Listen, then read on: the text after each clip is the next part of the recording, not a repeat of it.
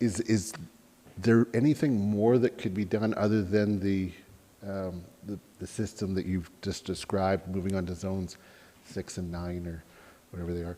Is there anything else that could be done? Yes, absolutely. So part of it is obviously 23% is a composition of 19% of related to the calculated estimated amount of leaks, and 3% or 4% is actually known loss, but it was not built. Okay. So it's a composed of two numbers, right? So okay. The billion of stuff which is not built will help. You know, that's why we actually will work with developers and with the Public Works Department to introduce more meters. Let's say if there's development going on and the construction company is mixing concrete. In the past, how it was done, they just open the hydrant and take the water. Right now, we will introduce the meters. So all the water which is being taken will be metered. Okay. Metered means billed. Yeah. If we flood the ring, the water was not built. We knew that it's lost because of the need of the town for the ring.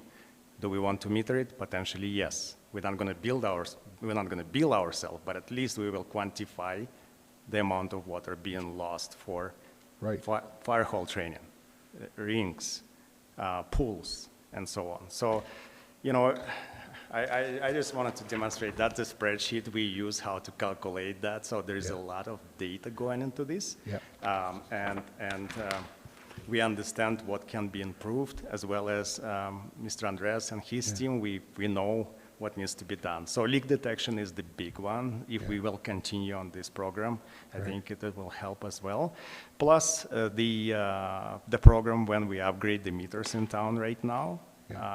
Which is potentially will give some results, because the older meters, they have a delta of some error in the readings over time.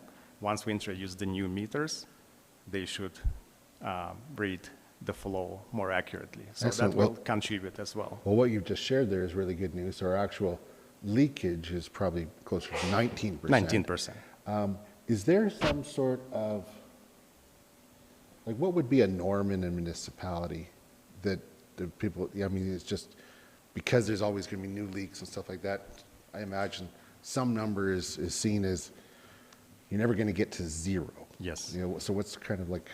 Kevin, would you? Or sorry, maybe I'll just help with that one, Mayor Crosser. The town's goal is 10% loss. Okay. So, like you said, we'll never hit zero. And that goal is universally accepted throughout North America and likely Europe as well. So the American Waterworks Association uses 10% as their ultimate goal. I don't know what percentage of municipalities are hitting that goal, but that is what we're striving towards. I don't think if we can hit 10%, I think we're very fortunate. And I would just add to Mr. Ishkalov's point too about, in addition to leak detection and replacement of meters so we have more accurate recording of details, is similar to the details or the results that came out of the last UMP. Is we have a number of pipes in the lower valley bottom that are getting close to the end of their lifespan, and by reinvesting and replacing those pipes will also do a huge impact on reducing our water loss as well. Great, that's very helpful. Well, I look forward to hearing the day that we get to that 10%, and thank you for continuing that work. I'll now move to Councillor Faubert. Thank you, Mayor Crosser. I actually also had questions around the water loss in the system, and I was wondering if a 10% target is even achievable, and why would we use something as a target that we can't achieve? To come up with a target, we will often, we don't want to pull it out of the air. Yeah.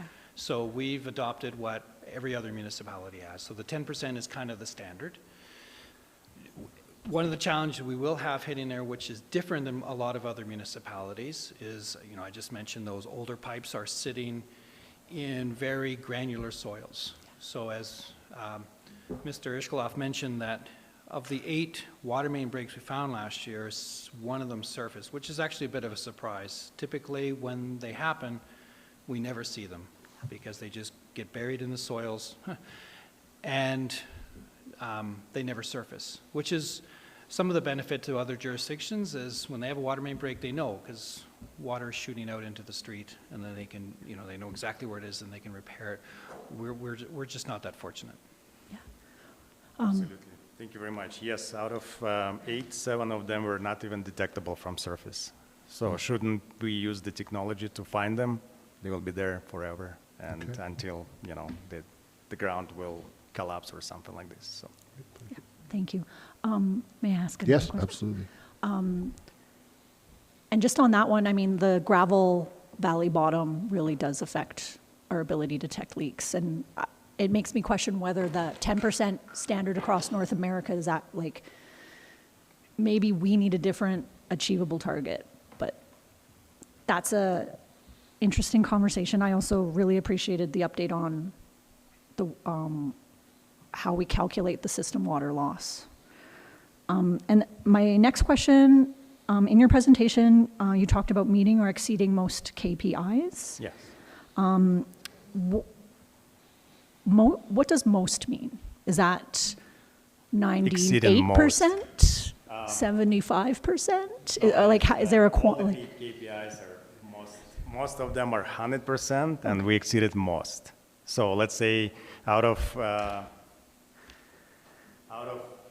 600, let's say 80 manholes or catch basins, we inspected 132 for the year, which is over 20%, right? So that's when we say most, it means most of them are exceeded or met. Yeah, I think it's just the way it's written. Okay. They were all met, and most of them were exceeded. Okay, the way it meant, to me when I read it, it sounded like there was an area where we're not meeting indicators, and I was curious around what those were, and I thought it could be water loss. Yeah. So all KPIs met? Yes, sir. And most have been exceeded? Yeah. Okay, Yeah. that's good clarification. Thank you for that question. Thank you. Councillor Graham? I had almost exactly the same question. What does 25% water loss actually cost us? What's the cost of that loss?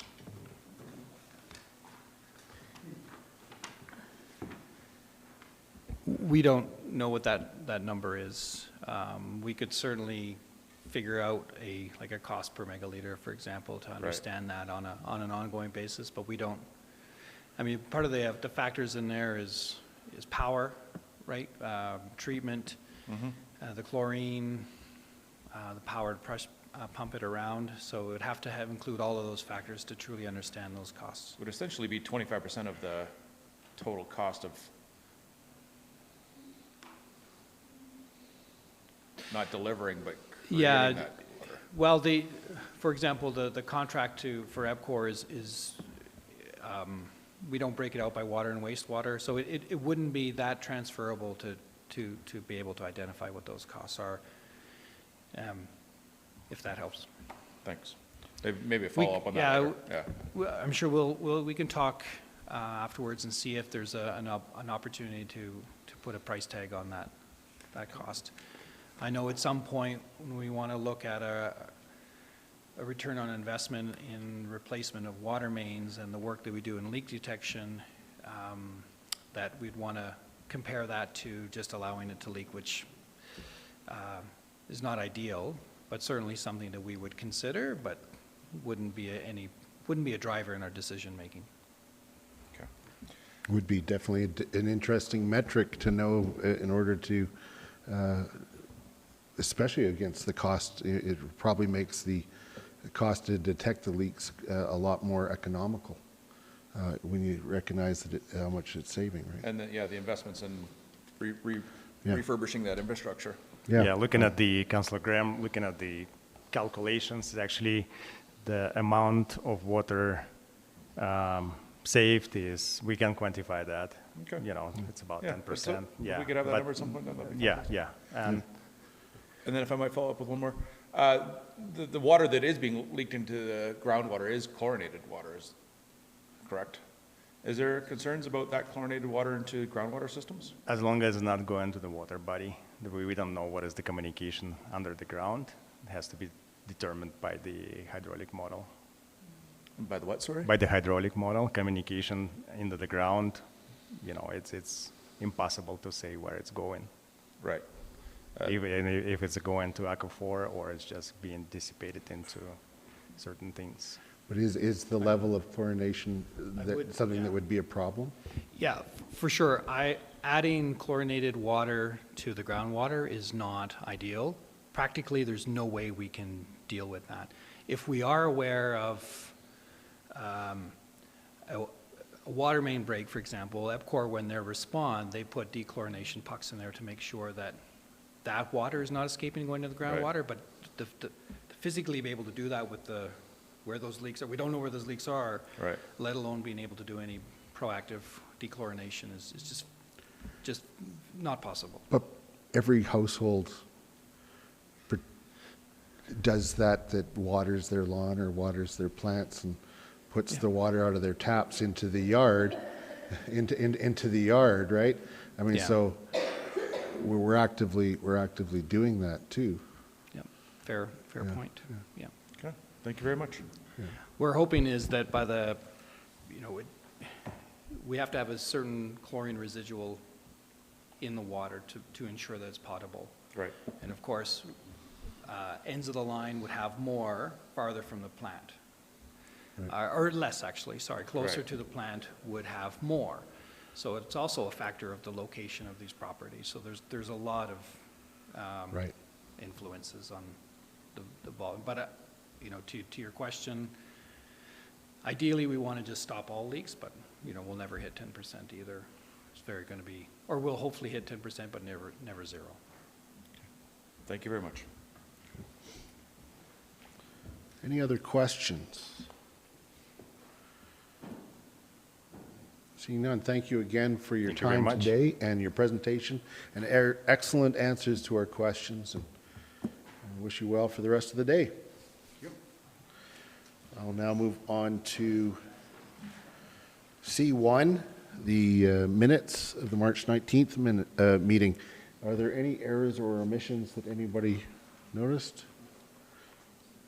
Okay, seeing none, I will then move approval of the minutes of March 19th, 2024, Committee of the Whole meeting as circulated. All those in favor? Carried unanimously. And now we'll move on to item D1. Mr. Como, the Drought Response Plan. Floor is yours. Okay, well, I'm just going to do an introduction because I have the opportunity to introduce our new water resource engineer. Not so new, I think 3 or 4 months now. But this is Shannon Woods, and she's going to do the presentation today, so I will pass it over to her. Ms. Woods, welcome to Committee of the Whole, and you can adjust the mic there. Thank you. A little shorter than everybody else. All right. Good afternoon, Mayor and Council. My name is Shannon Woods, and I am the Water Resource Engineer with Andreas on the Public Works team.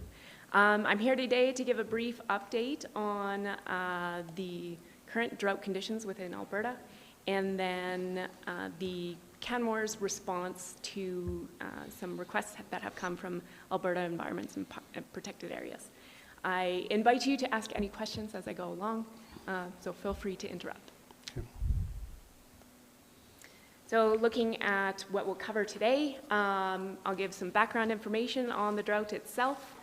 I'll talk a little bit about how Alberta classifies different water management stages, and then look at the current conditions. Followed by that, I'll look at one of the specific letters that came from Alberta Environment and Protected Areas, and look at diving deeper into some of their requests that they had outlined. So just to orient everybody, we in Alberta, there are 7 major drainage basins. We are in the South Saskatchewan River Basin, and within that basin there are 4 sub-basins, and we are within the Bow River Basin. Major towns and cities within the South Saskatchewan River Basin include Calgary, Red Deer, Lethbridge, Medicine Hat, Banff, Drumheller. So we have a lot of neighbors who are either in our larger basin and also downstream of us who will see the effects of our actions. We are relatively close to the headwaters of the Bow, so as environmental stewards, it's very important to watch what we do as it affects everybody else downstream. So, water management within Alberta. This is legislated under Alberta's Water Act. There are 5 stages of the water shortage management stages. That's what Alberta calls it. We're currently in stage 4, so I'll walk you briefly through what each of these stages entails and when they might be triggered. So stage 1 is kind of triggered when the trend is concerning. And this is just to monitor what the trend is, keep an eye on things. Stage 2 is active management, usually only in one basin. What happens here is mostly communication of the province saying, let's manage this basin. They will maybe issue advisories. They may suspend temporary licenses. And relatively minor actions at that point.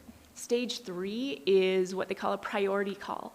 So Alberta's water licenses are based on a first-in-time, first-in-right system.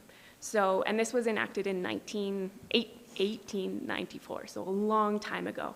They weren't thinking about some of the things that we experience today back then. So priority call, what happens here is that in times of water shortage, more senior licenses, i.e. licenses that were issued further back in time, are given the right to withdraw water first. More junior licenses may be asked to, in times of water shortages, curtail their consumption or withdrawal.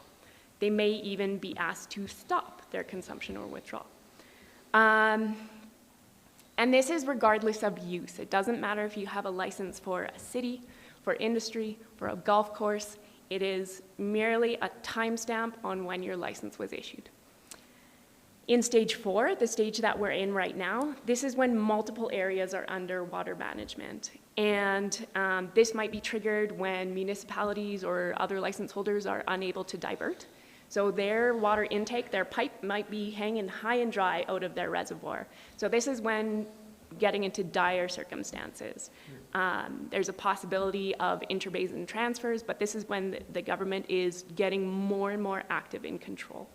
And then stage 5 is declaring an emergency under the Water Act. And at this point, the province can enact further restrictions regardless of if your license was issued back in the early 1900s. They can curtail or ask you to reduce. This has never been triggered in Alberta, so this will be kind of without background knowledge of what has happened in the past. This would be triggered in the case of significant risk to human health or to the environment. All right. So the current drought conditions, most of the province is currently under either moderate or severe drought conditions, including the Bow River Basin. This level of severity hasn't been seen since 2001, and there are currently 51 low flow advisories within the province. The map on the right is just kind of showing where some of those are, and they're predominantly concentrated in the south half of the province. At the very bottom, that's the border with the US. So in 2023, the province started to prepare for the anticipated worsening conditions of 2024, and they assembled a drought command team under the government. I also want to just remind everybody that drought impacts are not necessarily just the town being able to withdraw sufficient amounts of drinking water. There can also be significant impacts to the environment. This might be death of vegetation or fish, or you're seeing an increase in erosion, degrading soil conditions. Economic losses, agricultural, mostly due to a loss in irrigation. And then public safety. So we have an increased risk of forest fire. Also, it can become more difficult to treat water because as the flow in a river decreases, the level of contaminants increases just due to concentration. So continuing on with the current conditions, on the left-hand side of the screen, I've included some screenshots of what the snowpack looks like over in the Sunshine Village. So the gray area is the lower and upper quartile limits. The red line are the conditions, the snowpack from last season, and the blue line is this season. So this is a very good indicator of what we might expect to see in the coming season. So the red line, we really struggled last year with forest fires and drought-like conditions that persisted into this year. They might be further compounded this year. The blue line, we're also trending, I would say, well below the lower quartile. So it continues to be a concern within the province. Visually, I would draw your attention to the figures on the right. This is not our direct neighbor, but this is the St. Mary's Reservoir, which is down by Pincher Creek. So normally the water level would be up to that little ramp.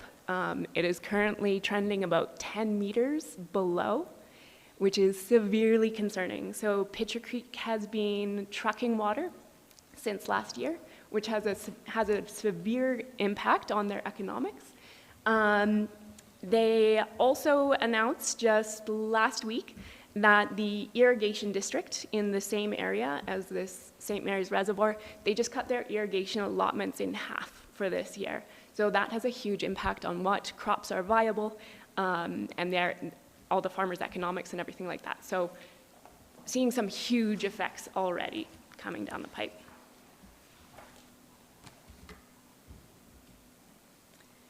Ooh, this slide got a little messed up. Sorry about that. So the Alberta Environment and Protected Areas letter to license holders, I will now kind of delve into each. There were 6 action items that they called for. There were 3 letters that were included in your agenda packet. The first one was a general letter to municipalities saying, prepare for drought.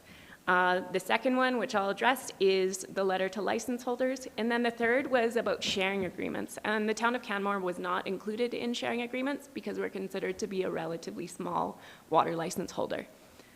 I apologize that this slide has been messed up. So the first action item was to review and understand the conditions of our license. This is complete. The next was to understand how much water we use and ways to reduce, which we just heard a couple from EPCOR. And then to take immediate action in water conservation technologies, and this has been ongoing. Mostly this is leak detection for the town, leak detection and repairs.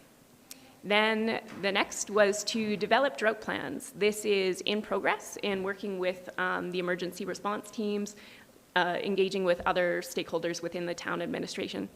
And then entering our license into a digital regulatory assurance system. This tracks, this allows the province to better track who has what license digitally, the trend to go paperless. And it's also easier for them to track consumption as well. This is being complete. And then to monitor our water availability, which will be ongoing and ever-changing. All right, so that first action item was review the conditions on our licenses. So the town of Canmore holds 4 water licenses for potable water production, 2 groundwater licenses, and 2 surface water licenses. And as I mentioned, we're a relatively small player, but our impacts at the headworks or the kind of headwaters do have impacts downstream. So we account for approximately 0.05% of the provincial total of water licenses. I've summarized our potable water production licenses in the table at the bottom. That's right. That's all right. Showing a name, the license number, max annual withdrawal, and then the priority. So this is the first in time, first in right. So we have 2 licenses from the 80s and 2 from the 90s. We do have some, I wouldn't necessarily call them specific conditions. One, well 2, has a condition that as the level or flow rate of the Bow River drops, we cannot withdraw if that flow rate drops below a certain rate. We are looking to remove this because we've recently proved that the hydraulic communication between the Bow River and our very deep wells is not significant enough, in our opinion, to warrant this in-stream objective. So we're working on that to remove it. And then we also have an agreement with TransAlta which limits the total amount that we can withdraw, or sorry, the instantaneous amount that we can withdraw from the Rundle Forebay.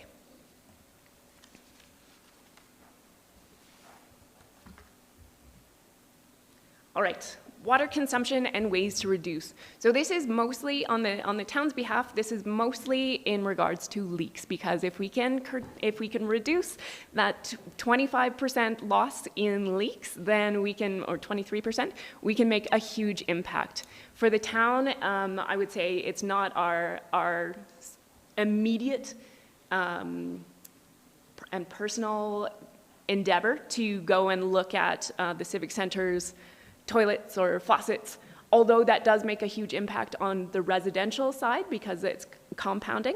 But what we can do the most is look at our pipes. So where does our water go? So out of the approximate 3 million cubic meters that we withdrew last year, we lost approximately 3% to treatment. This is a part of the process. Our treatment process requires backwashing on the filters, and this is relatively low compared to other technologies, such as membrane filtration, which can have losses up to 25%. So our technology is a good one for water conservation.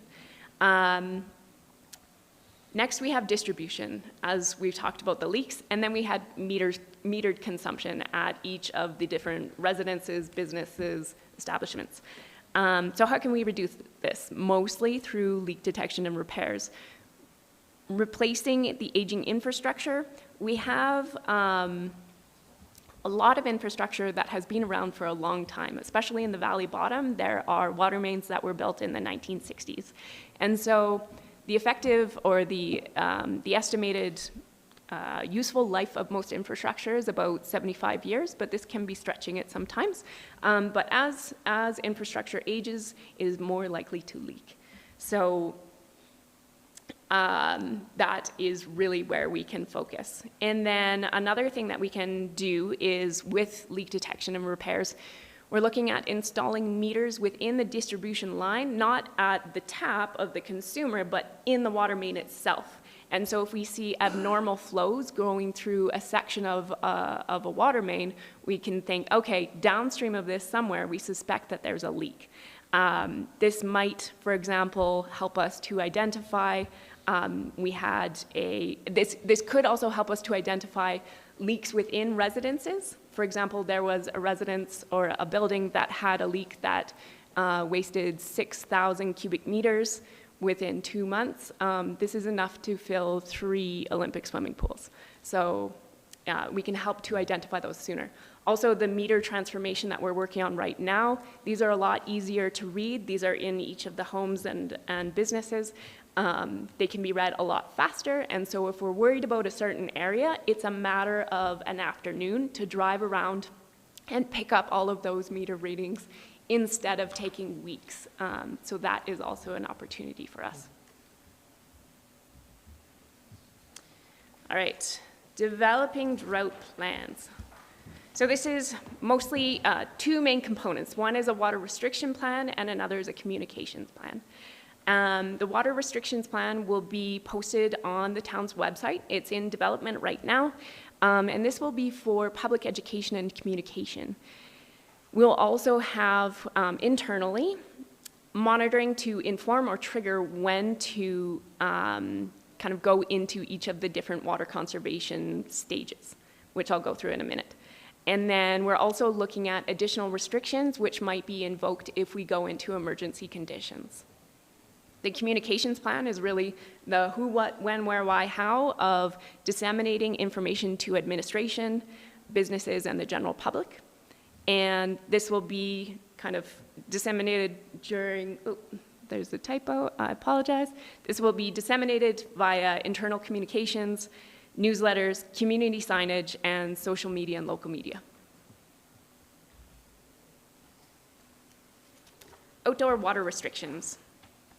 So this is, what you see is going to be on the website, but still in development. So it will be, we hope, very easy to interpret. What stage are we in right now, and what do I have to do as a user to follow these regulations? We're going to be targeting outdoor consumptive use, and consumptive use is when the water is not being returned to the Bow River within a matter of hours or days. So when I water my lawn, it is not returning to the Bow River in any expedient terms. But when I flush the toilet, it will get there within days. So that's the difference between consumptive and non-consumptive. So consumptive, targeting that to keep the flow of the Bow River up for our neighbors downstream. Restrictions will be outlined for each of the different stages, and the kind of table matrix is what we're going to be posting. And there will be 4 stages. There will be some exemptions, and this would include things like requirements for occupational health and safety. It might be washing outdoor surfaces at kindergartens or daycares or dog kennels. And then we're also working with the parks team to figure out how best to manage the athletic turf so as to kind of keep up with best practices there for safety and concussion risk.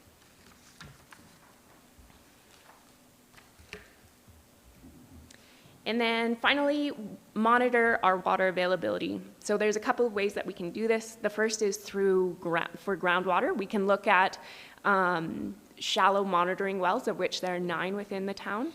And then also there are 2 deep water Alberta groundwater observation wells, as well as 6 piezometers. And piezometers are, I would just call them wells. This is on the top right-hand corner, we've got Pump House 1, and so you can see that there's a bunch of piezometers all located very closely, kind of clustered around Pump House 1. And then surface water, we can monitor it visually. We can see it, unlike groundwater. But there's also, we can monitor it online and get a quantitative instead of qualitative analysis there. And so on the same website as the snowpack, there's also reservoir levels. So this is the spray lakes above the town. And so this is a good indicator, not the Rundle Forebay, the spray lakes. So this is a good indicator of kind of where we're sitting. Here we've got 2023 data. We have about 2 weeks of 2024 data because you have to wait until it thaws. And so we're trending pretty similar to how it was last year. We're just a smidgen above the lower quartile. But I kind of like to comment on between the June and July timeframe, that is where you see the majority of your snowpack melt. And so last year, with the low snowpack, the Spray Lakes did not see that typical quartile kind of shift upwards, so trended low due to the low snowpack last year. So with that, I'll open it up to any questions. Thank you very much, Ms. Woods.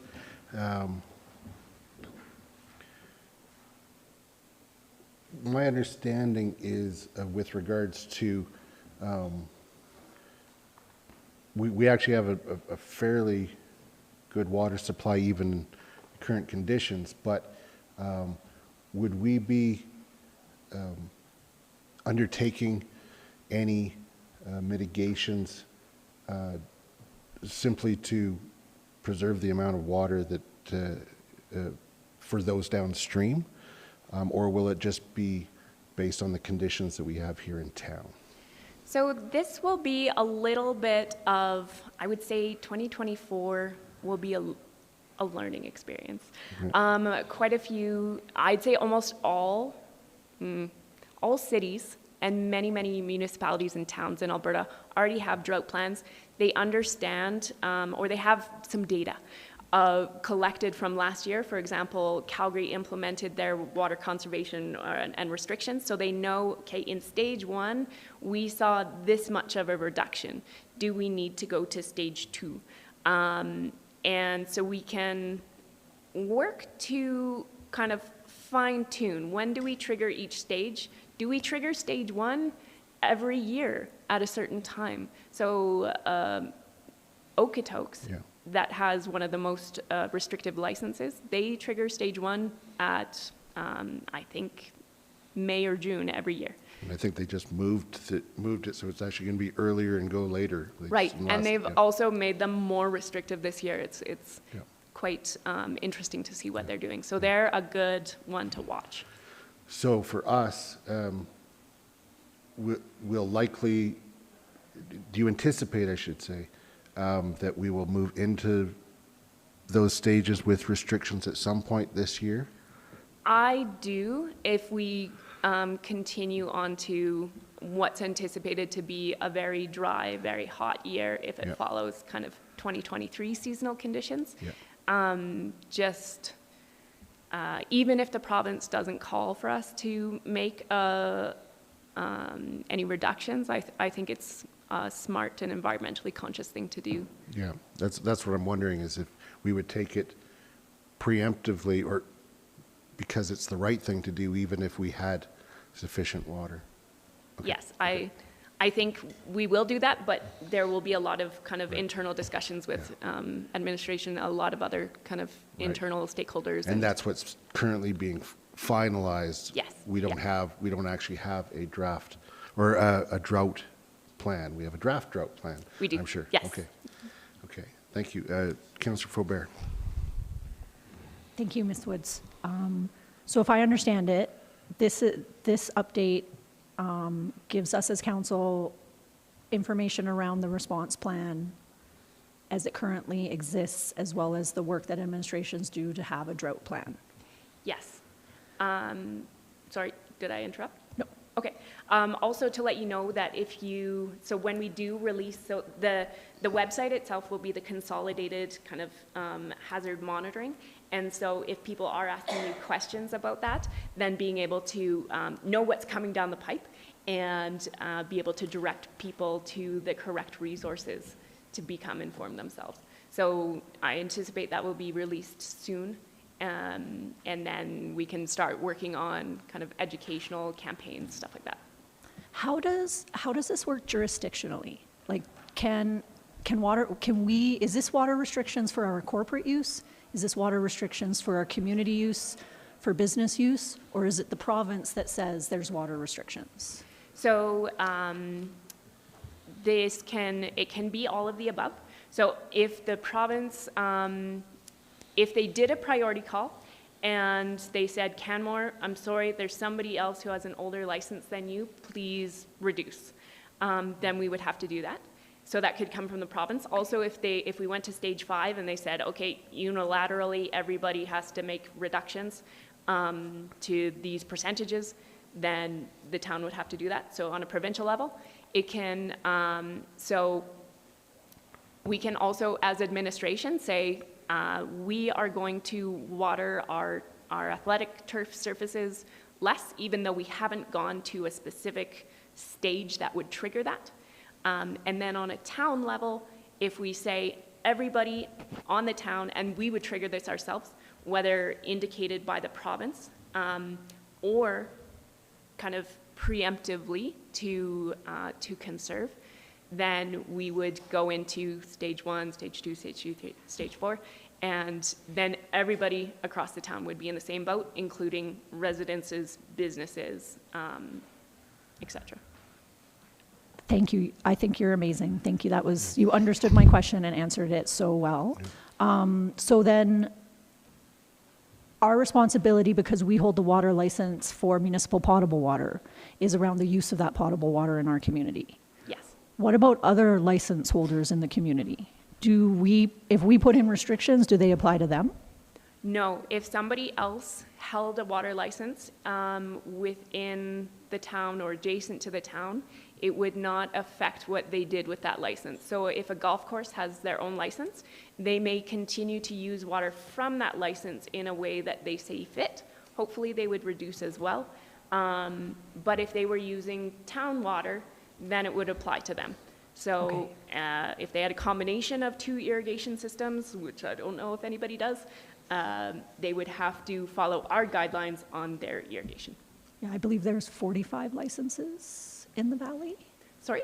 45 licenses in the region. So I haven't dug into them. I know. May I ask a Yes, few more? go ahead. Have we been asked to take less water? No, not in so many words. We have not been mandated, but the province is saying, please be mindful, please plan, be prepared. And if you wish to put in restrictions now, give her. I will let others on council ask some questions. I do have some more, but. Councillor Graham.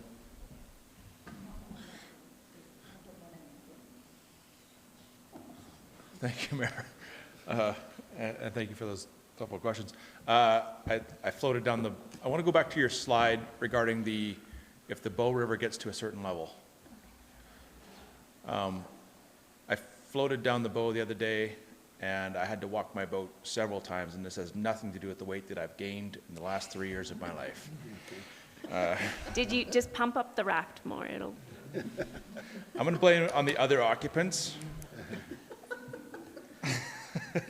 But it was alarming. It was the lowest I've ever floated down the river, and we did have to walk our watercraft several times. The lack of fish that came into my boat, again, I'll blame that on the occupants of the boat, but, sorry, I totally got off track there. Should we get below these levels currently, and we do not get this in-stream objective What happens? negotiated, what Yeah. does happen? So currently, the town uses approximately 50% of its license. What we're looking at for the kind of population increases with increasing development and forecasted development, approximately doubling the town's population, we would look at approximately doubling the consumption or withdrawal rate, ignoring the fact that we have leaks in our pipes, but approximately double, right? Sure. So right now, at Pump House 1, between well 1 and well 2, right now, if we shut down well 2, well 1 can sustain what is needed. In future years, it won't be able to. Coincidentally, well 1 also has a slightly larger withdrawal volume for annual limits, not too much higher than well 2. But so currently, it's not a concern. Well 1 can sustain what we need to withdraw in combination with water treatment plant number 2. If water treatment plant number 2 had some catastrophic failure, I think we would be in trouble, in which case we would potentially ask the province to waive the in-stream objective if we hadn't already removed it ourselves, to be able to produce from well 2. And that would be like declaring an emergency on the town side. Thank you.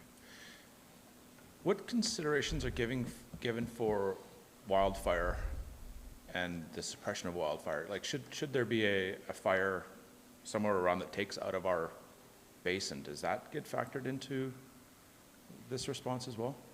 I'm not as familiar with the kind of emergency planning on the wildfire side.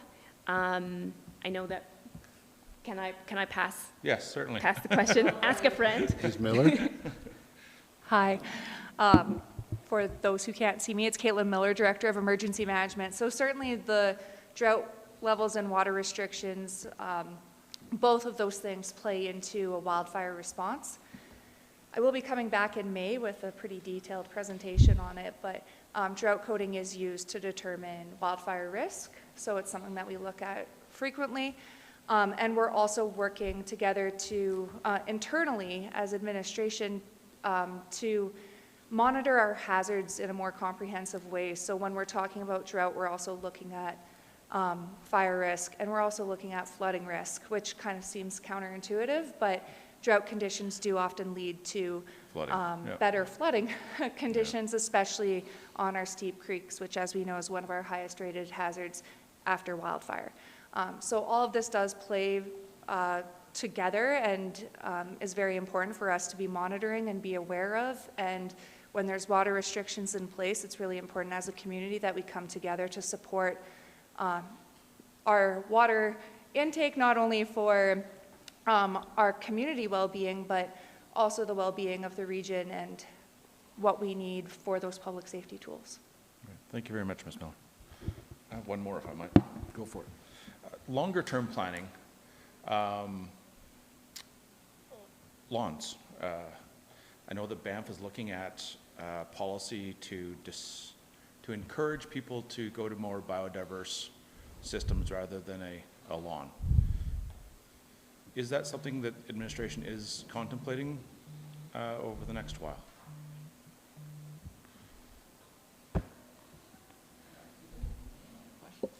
Asking another friend. Yeah, phone a friend if you need to, it's okay. Dr. Carl? We do already have xeriscaping and other things in our planning documents. We don't have a mandate that says no lawns, but if you look at recent, there's very few new lawns in Canmore. Agreed. Most of the lawns we have are historic. New builds are really putting in very few lawns, and we have, and Mr. Como can speak to this, very progressive parks management plans for our sports fields where, you know, we only water at night. We do minimal watering. So the spots where there are town-owned lands, we're already progressively there. And then on private development, there really is mostly transforming historic rather than anything new. So have we looked at bringing policy forward to transform those historic No, we haven't. properties? No. Okay, thank you very much. Yeah. I had a question around the drought plan when it's finalized. Is that coming back to council for approval?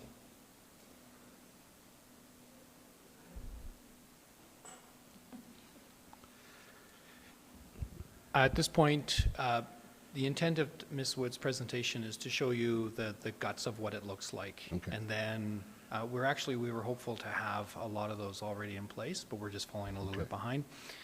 So the intent is to make it, to put it live and then share that with council and the public based on the presentation and feedback from today. So there's no intent to have a plan approved. Okay. Would it be possible to, just before it goes live, to circulate it to council so that we could ask any questions or raise any concerns so that we have that ability before it goes live? Because I recognize the importance of being very responsive to the passage of time. It doesn't, we can't wait a couple months for that because we're into the season We pretty much certainly now. can circulate it. I don't see any problem with doing that. I do think that it is, because this is relatively new territory, as Ms. Woods pointed out, we want to be able to be nimble and make changes. So happy to submit it and share it with council. Okay, thank you. Yeah. Councillor Faubert. Thank you, Your Worship. I had a similar question in the sense that does council need to increase resources or make direction to make this a priority? I know that because there's direction from the province and the Minister of Environment, that gives, I think, administration the marching orders to do it, but I just wanted to see if there's any, if additional resources were needed from council. I think in terms of getting things up on the website, I think it's almost imminent, but I don't want to give a date. All the content is there. It's mostly how to combine the three different hazards in a very logical, easy to interpret way. And so just some of that, I would say more graphic design stuff is in the works, but the content, the guts is there. So I would anticipate that, I would say no for this specific endeavor to get the website ready. Additional resources are not required. One thing that could be useful is an educational campaign, and that might require some additional input from somebody who knows more about putting together an educational campaign. Yeah, like communications and marketing could be an increased cost that if there's not space in the budget, council might have a role to play. And I have one more question. Yeah, go for it. You mentioned the in-stream objective for well 2 in terms of the license, and that the plan is already to have that removed and that we're initiating that process. How long does that take? So this is through a little bit out of our hands there. So we did commission a report about the wellhead protection area last year. And so part of that report looked at hydraulic communication. And so how long would it take something at the surface to reach the well? And what's the kind of the threat risk there? And it used to be classified as a groundwater under direct influence of surface water. So that has been removed, which is a good thing. for our bacterial testing, operational concerns, costs, everything like that. The next step is to remove this in-stream objective. So it currently takes, I think, about 70 days to go from the surface down to our intake level, which is quite far below ground.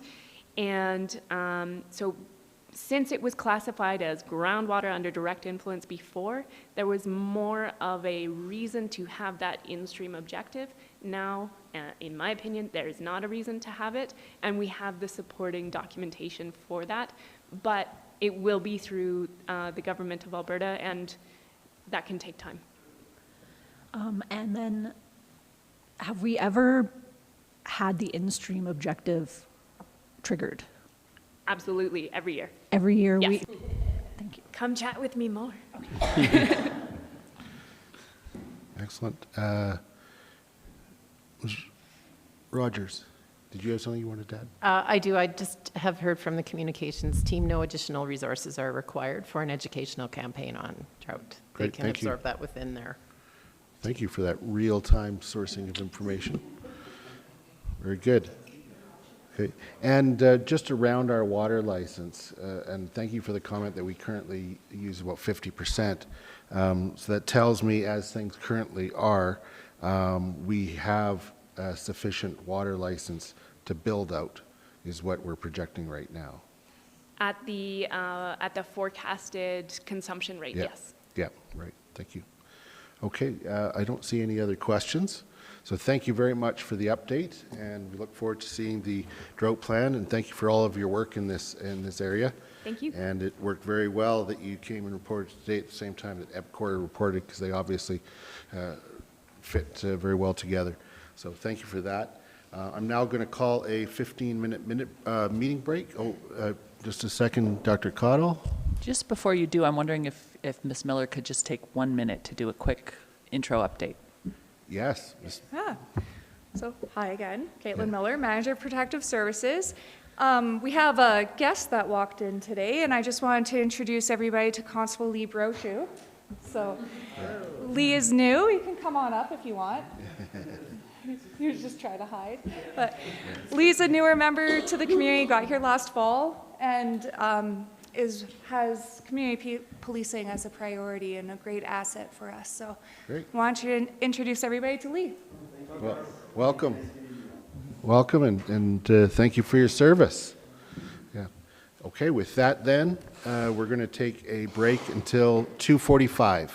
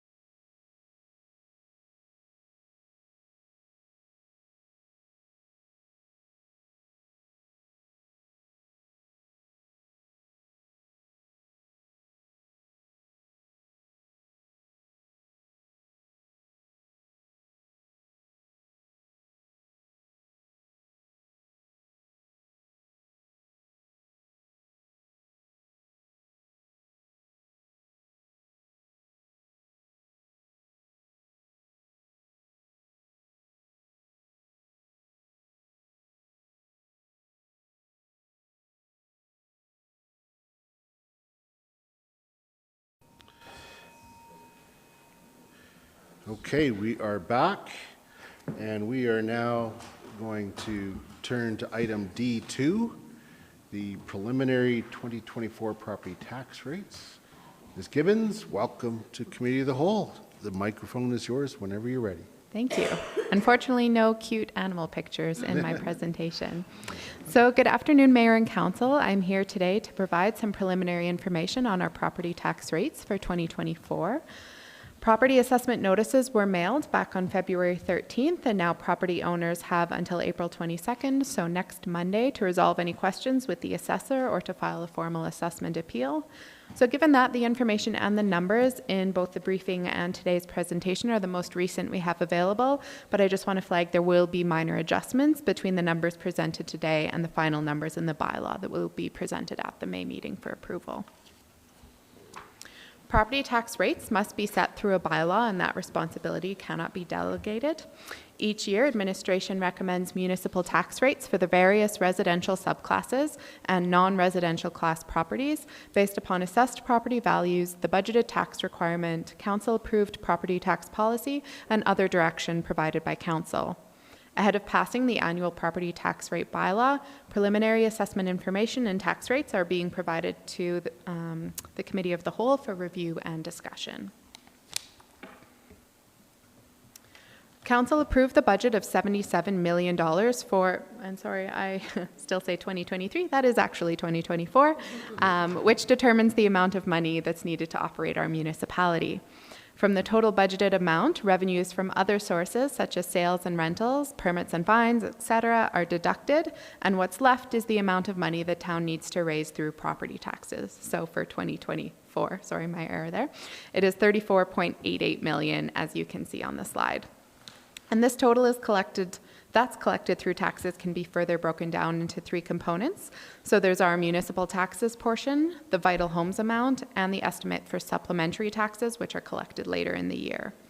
Compared to 2023, you may recall from budget time, our municipal taxes increased 7.6% net of growth, and the vital homes amount has remained the same as it was in 2023 at $450,000. So in addition to the municipal taxes, there are other amounts that are collected through our property taxes. The biggest being the provincial education taxes. So the education taxes are based on the preliminary 2024 requisition that we've received from the province. So for 2024-25, the province has maintained the 23-24 mill rates, which province-wide will still result in a 9.2% increase in the tax revenue amount due to provincial property assessment growth. However, here in Canmore, we've seen higher assessment growth than in the rest of the province on average. So Canmore will actually experience a 23% increase in our 2024 education requisition. So it's up $5.6 million. So the province releases an education property tax requisition comparison report, and Canmore had one of the highest year-over-year percentage change increases in the requisition among municipalities. Moving on from that, the seniors requisition amount comes from the Bow Valley Regional Housing. There is a net increase of 4% there for a total amount to be collected of $1.6 million. And finally, the designated non-industrial property tax requisition comes from municipal affairs, but that's quite a bit smaller at $4,561. So as a reminder, for every dollar of property tax collected, only 51 cents actually go to our town's municipal programs and services, and that does include that Vital Homes contribution. 45 cents will go to the province for the delivery of Alberta's education system, and the remaining 2 cents go to Bow Valley Regional Housing for those affordable housing options for seniors and other residents of the Bow Valley. So after we have those total amounts to collect, we look at how to split that amount between residential and non-residential properties with the objective of equity and competitiveness in the distribution of the residential and non-residential tax share. And to look at that, we also compare our split with our competitors and neighbors. Oh, sorry, it looks different on the screen there, but the split of municipal taxes between residential and non-residential is recommended to be kept at 65-35, consistent with prior years and in line with our competitors and neighbors. The property tax policy asks that each year we look at how the split is sitting with respect to both those competitors and neighbors. And this is based on 2023 data, the most recent complete year we have available. So on this slide, we look at our competitors. So it shows municipalities that are in the same or similar market from an economic perspective. On the left is the assessment share, and on the right, the tax share and their respective splits. So Canmore is kind of the dark green bar on both charts. As you can see on the assessment side, the average for our competitors is 83.17, and again, we're recommending to stay at that 85.15. On the tax share, the average of our competitors is at 67.33, or sorry, the assessment share is what it is. It's consistent with prior years. It's the split that we look at, the chart on the right, where again, our competitors are at 67.33, which supports maintaining our historic split at 65-35 between residential and non-residential, unchanged from the prior year. Moving on to our neighbors, the average split for the assessment for our neighbors is 79-21, again, versus our 85-15. And the average split of tax share with our neighbors is, the average for the neighbors is at 69-31, and again, our recommended split is the 65-35.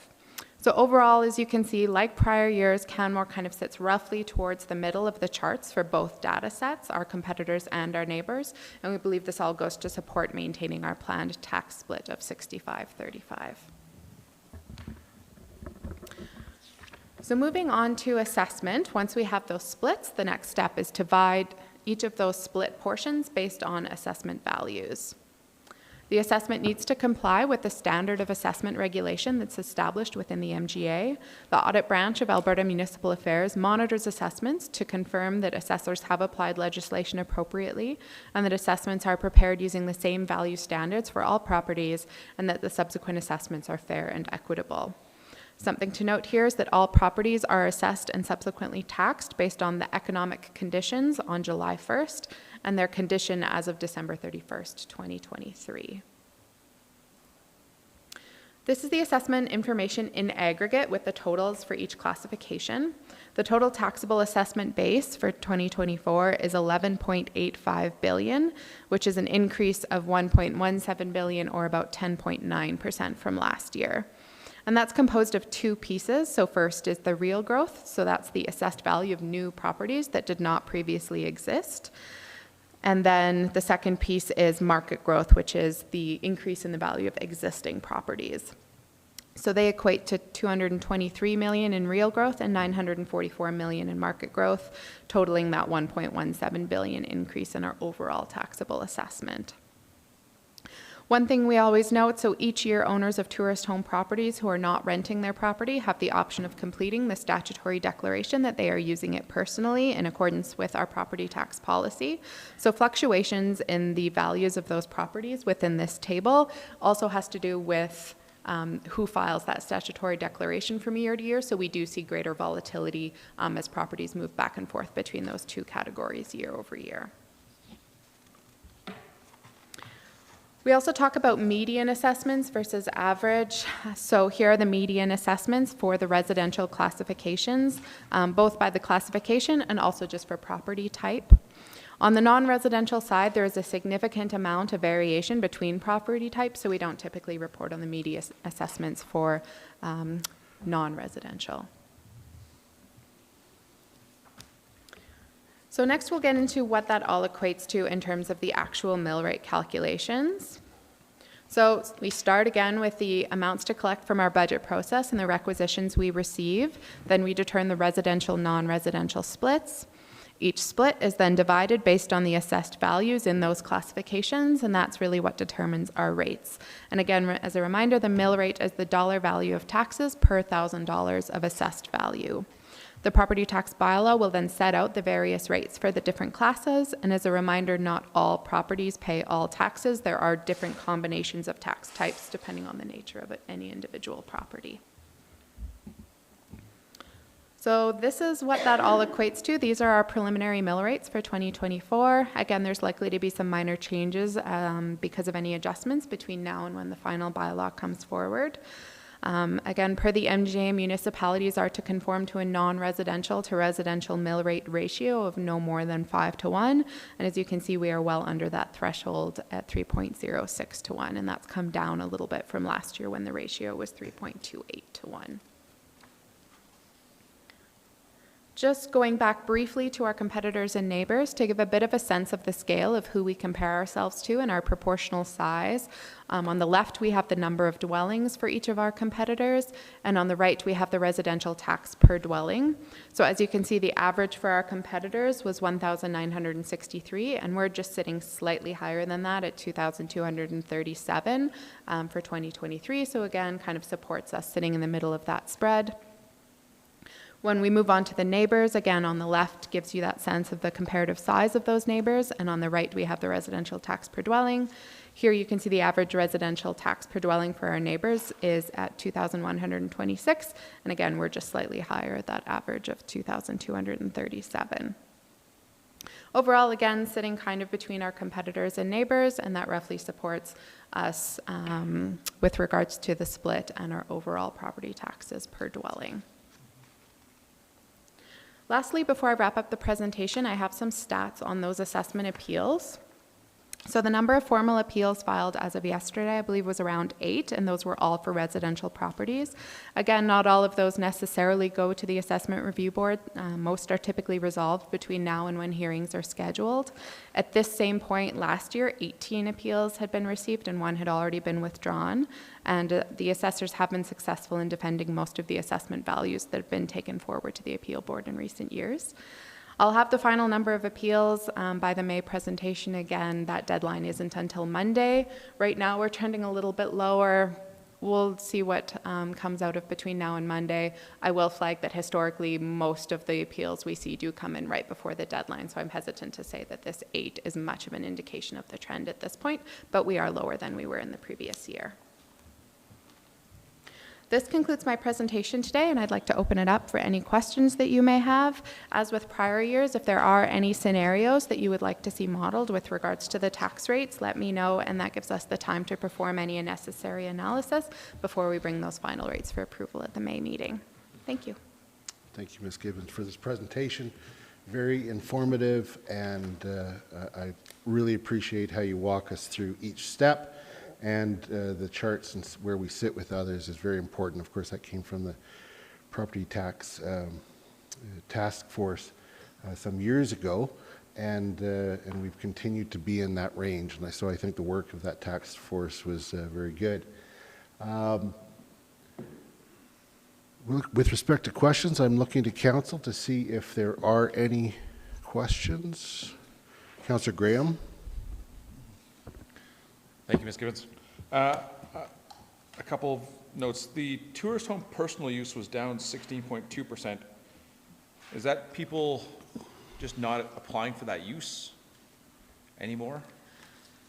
Anecdotally, I believe we heard that people heard that there were proposed changes to the plan, and so I believe what we're seeing potentially as a trend is that for 2024, more people opted not to declare the personal use, hoping to kind of maintain their status and the flexibility to operate as a tourist home. I think there was maybe some concern in the community about that, so I think we saw greater numbers of people move away from the personal use category in this year, with those changes being potentially looked at going forward. Right.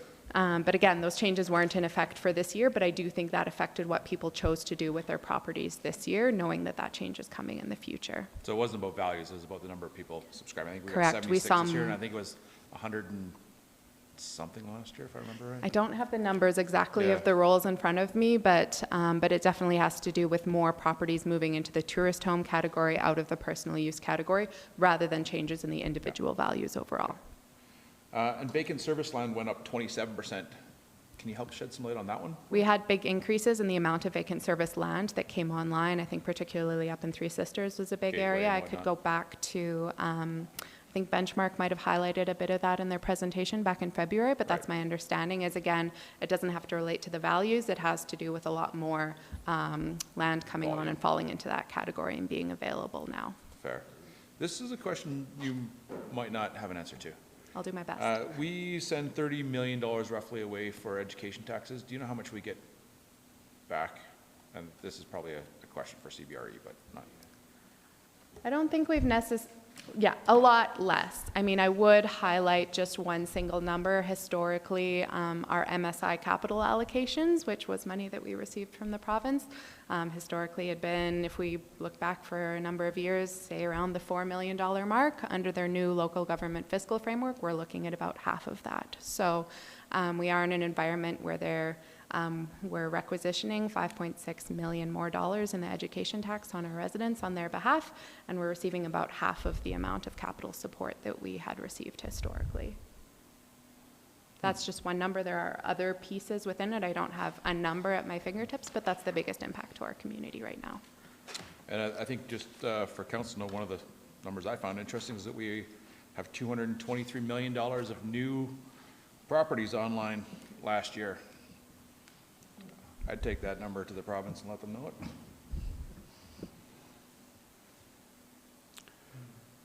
Thank you. Looking to see if there's any other questions. I think that bodes well for when it comes back to us, recognizing that there will be some tweaks as the numbers are finalized following the assessment appeals, etc. So thank you very much. Now moving to item D3, Canmore Local Transit Service Review. Mr. Asarte. Good afternoon, Mayor and Council.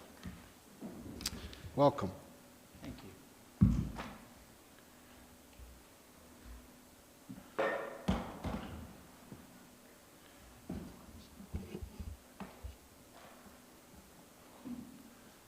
Okay.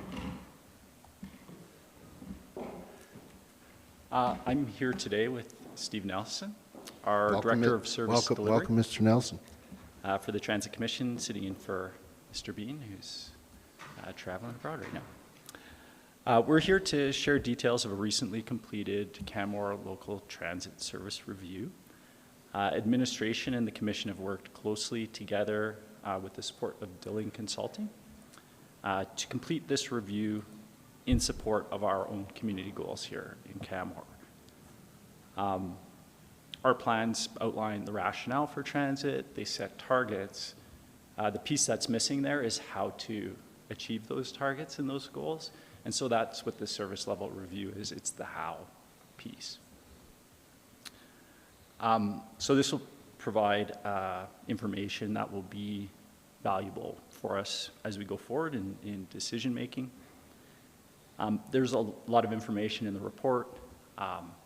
There's also a lot of information in the presentation. So if at any time while I'm presenting you're looking for some clarification from myself or Mr. Nelson, please feel free to stop us, and then we'll have some time at the end for just general discussion.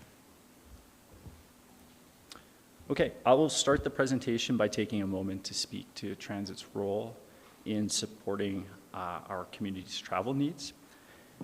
Then I'll speak to the particulars of the report itself, including the methodology, short, medium, and long-term recommendations, and supporting strategies. Regional transit, it was introduced back in 2013, and local transit was introduced in 2016. Both of those services saw continuous growth through to the pandemic, at which point ridership was roughly halved, which was consistent with what we saw through transit agencies nationwide and across the globe. Ridership was fully restored by 2022 and has since accelerated to roughly double pre-pandemic levels. And this is remarkable in that many transit agencies are still yet to recover to their pre-pandemic levels. This ridership, when we combine it with other forms of transit like shuttle buses and coaches, which were assumed to be part of the overall transit mix for the purpose of this report, they represented nearing 2% of travel trips back in 2018 when we set our last ITP goals, and are approaching 3% now in 2023, last year.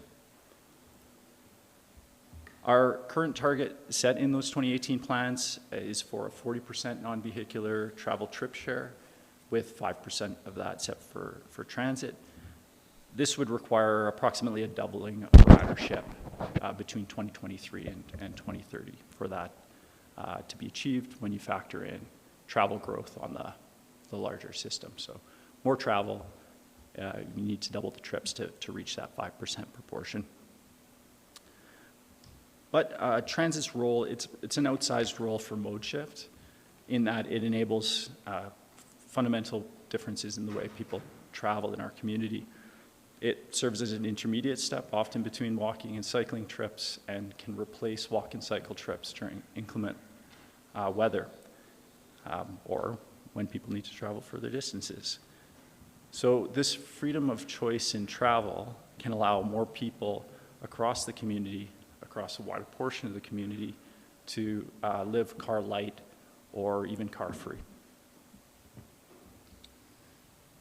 Progress is being made overall towards our 2030 mode shift goals. These goals were perhaps thought to be aspirational in 2018 by some. They were shown to be necessary in order for us to have a functional road network. They now appear to be imminently achievable. This is surveyed through a cordon survey completed every few years, where we survey key entry points into the core of the town center, looking at key intersections and pathways. So this survey is capturing a meaningful shift in the 10 years since our first integrated transportation plan.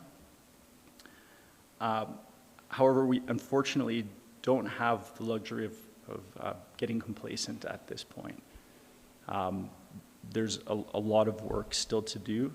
And when we look at area plans for Palliser and Three Sisters and now the town center, we're contemplating the need for ever higher ridership in support of increasing densities in those areas. So this plan was on the basis of previous planning. These new areas require quality transit and high ridership to avoid materially impacting and adding to the congestion and parking challenges that the 2018 ITP anticipated needing to manage. So the importance of this ongoing shift, it's been captured by council in objectives and key results, and that set a 20% annual increase target for transit ridership in the coming years in support of achieving that 5% goal. And that all brings us to the service level review. Now, this review was primarily focused on opportunities to grow ridership. We're still a young system, we're still developing. The target with this was about improving routing and having complementary strategies that would promote maximum ridership. And so the basis for the review, we did look broadly at the strategic plans, integrated transportation plan, climate action plan, and the associated goals and targets, considered existing development, as well as current routes and ridership, and then looked at planned growth. The consultant considered opportunities to grow ridership to existing development, and there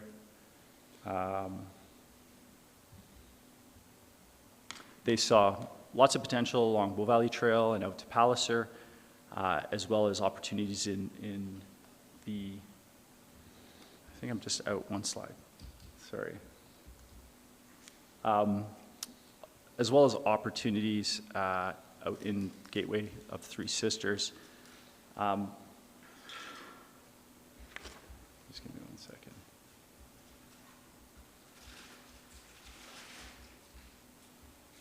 Okay. Peaks of Grassy was seen as a medium ridership potential area. However, operationally, it's very difficult to get into. The road network, the snowfall is much higher there. It's off the main route, so it would draw away ridership. So it's has less to do with potential and more to do with operations, that it's not presently shown as a fit for the current service type with fixed routes and the current rolling stock. This table shows the ridership targets out through the medium term, and that's the 2030 timeframe, showing roughly a doubling of ridership on all routes that we're looking to achieve.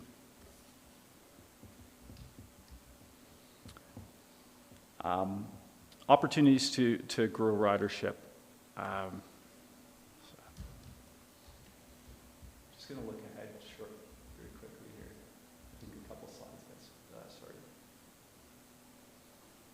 This was the slide I was looking for. Great. Okay. So this shows mapping for various future development areas, and it's showing potential for growth. In this, they estimated the future unit counts and expected population associated with those units. And this provides the basis for evaluating potential ridership. Bit of a desktop exercise where you're using just basic formulas and some planning judgment. Based on that mapping, they looked at the potential for transit ridership in future areas and classified it based on expected densities. There's a lot of potential in the Three Sisters area for high ridership, medium potential in the Smith Creek area.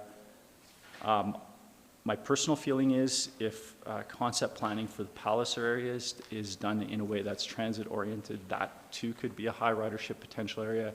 There's, of course, work to be done there to work with adjacent landowners to come up with a concept that is transit-oriented.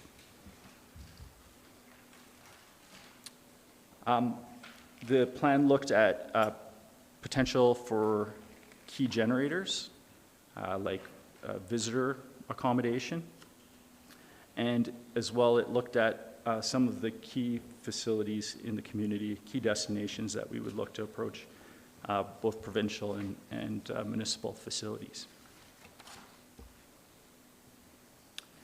And so based on that, the plan looked at prioritizing the highest ridership areas and some basic principles of good transit planning around two-way service where it's practical, service under 30 minutes. Specifically, we looked to improve connections along BVT and increase the share of residents within 400 meters of transit.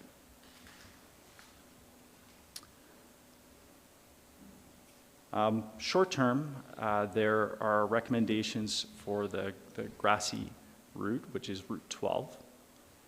This is a seasonal route that's planned to start this year and has funding for 3 years. And the plan contemplates the potential for making that a year-round route to provide modified service for the community. And in the short term, there's a recommendation to give some planning thought and develop some concepts around the town center bus terminal and future bus terminal out in Three Sisters. The plan itself shows Route 12 traveling out to Grassy Lakes, which is the ultimate destination, Nordic Center and Quarry Lake, and serving 3 high potential destinations with Bow Valley Trail, Spring Creek Mountain Village, and the Palliser area. I will note that this route is quite ambitious. It covers a lot of ground, and so the frequency is approximately 80 minutes for that plan. The winter version of this route sees the Grassy Lake stop terminus move to the Nordic Center, and through that you can increase the frequency. For this year, we're considering some alternatives based on a modified service, and I'll touch on that at the end of the presentation. Route 12 at the 2030 horizon would provide ridership of about 644 daily trips. That is slightly higher than today's ridership on the Cougar Creek route, for example. In the medium term, the service review recommends improving the Cougar Creek route by adding two-way service and increasing the frequency on Route 3. That means more buses, and more buses mean more spare buses. So a spare bus is recommended for purchase in that medium term. On demand, I'll touch on in a moment as well. It's recommended for a closer look in the medium term, and there would be a capital project associated with that. These modifications in that medium term would see our regional Route 3 ridership double, and our 5C ridership to Cougar Creek approximately double. In the long term, we would continue to add service hours. Just ask a question on that previous slide there. The boarding per service hours don't seem to change despite the growth in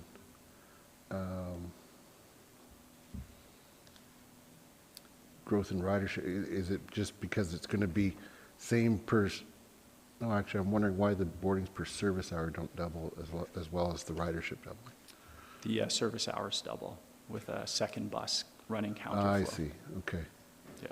So it's spreading it. Okay, I see. The buses would be about as full as they are now, with double the busing and double the ridership. Okay, so double the ridership, but still a full bus. Okay, thank you.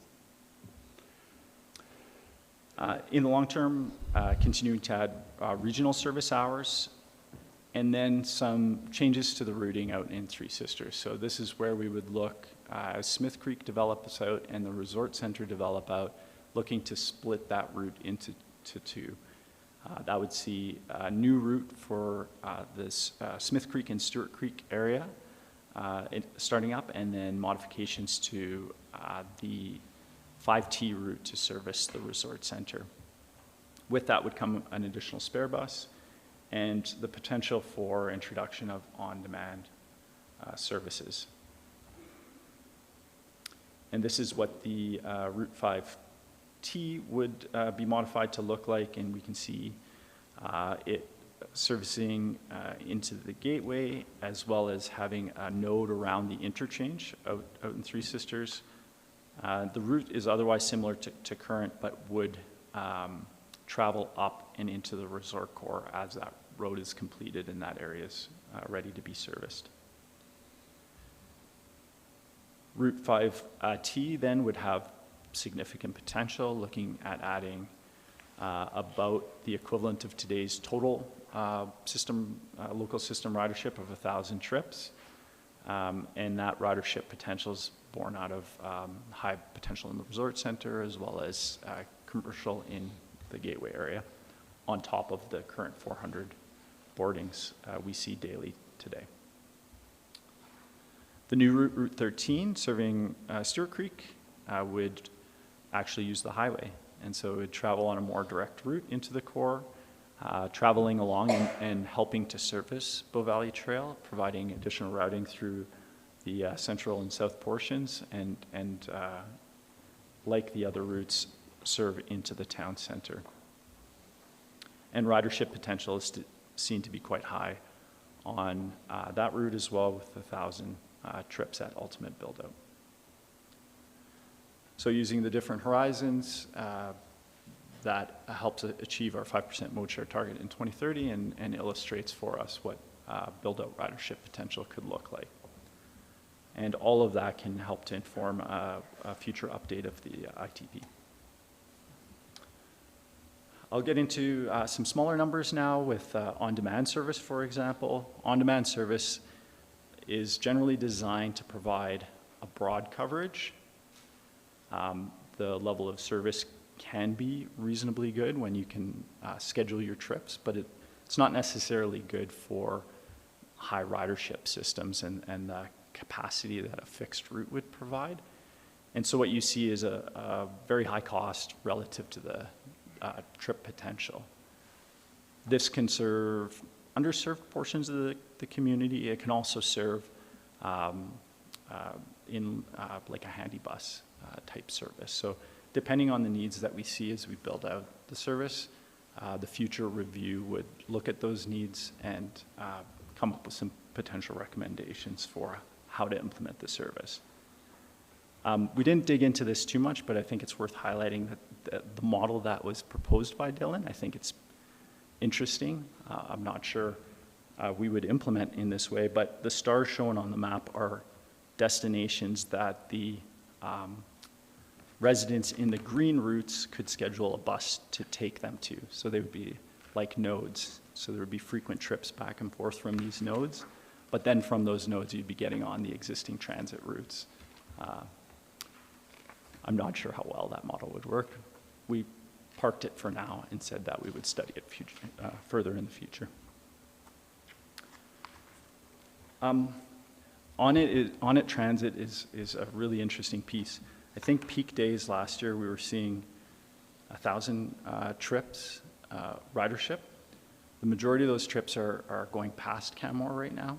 We see a very small proportion, and that's related to the investment we make in it. We pay a small proportion and we get less frequent ridership. The plan proposes that we increase that frequency and that we add stops on Bow Valley Trail to make it more convenient. But certainly there's potential in the way that the Commission has set up this service where we're leveraging the private sector to provide an impactful service for the Bow Valley by bringing people in without cars at a fairly reasonable cost relative to that 1,000 trip ridership that we see today. So we're looking at this more closely with the Commission as part of strategic planning. There are a number of complementary strategies we can look at. One is around transit priority, providing buses opportunities to jump queues or preempt signals could be a way to help keep transit on time and give transit a leg up over driving. Looking at continuing to develop out our bus stops, which I think we're through the grants we've been able to obtain, are doing a good job of building out. Currently at 62% of stops with shelters at the end of this current program. The recommendation is to maintain fare-free local transit. Certainly ridership has been demonstrated to be much higher with it, fare-free. And so we didn't consider at this time options to add a fare. We feel the priorities around ridership and building out the service first. Maintaining pricing for parking is a key strategy, and setting rates in a way that supports our transition and our area planning will be an ongoing discussion. Continuing to build out our active transportation network to integrate in with our transit network. There's options with trip planning, and perhaps Steve can speak more to this, how we use technology to integrate all the various services and travel options that people have. So if they're coming to the Bow Valley, they have a one-stop shop to be able to figure out how to navigate their full trip. And then what I see as an incredibly important piece is our ongoing planning, where we have very strong alignment with Smith Creek and Three Sisters ASPs, for example, with transit-oriented development and design. Work that we are embarking on in Palliser for concept planning in support of very progressive policy in the Palliser ASP, and work happening in the town center area planning as part of the Connect Downtown initiative, where transit's expected to feature prominently.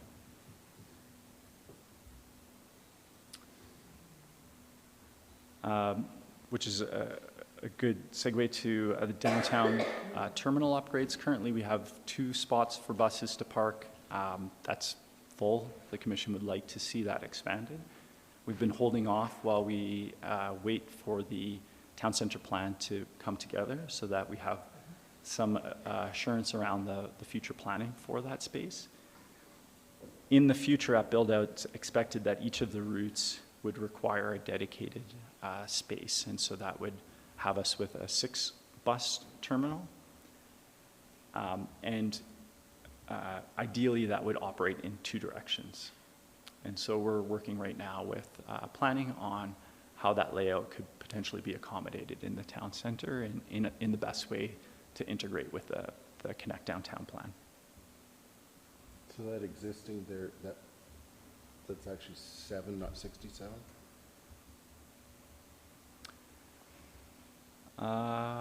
Yes, that should be 7. That'd be a lot of pull-ins. As part of the Three Sisters area planning, they envision a mobility hub near the interchange, and that is primarily to service the resort center. However, we have had discussions with TSMB in the past about integrating community transit and potentially park and ride in that area as well, and had, as part of the area plans, initiated some preliminary discussions around that, and we're recommending to continue to work with TSMB and see if we can find some nice solutions there that could make that a really effective hub for multi-mobility out in Three Sisters. Currently, we're housing 5 buses in 2 locations. These are repurposed facilities that have provided an important function for the Transit Commission as we've built out.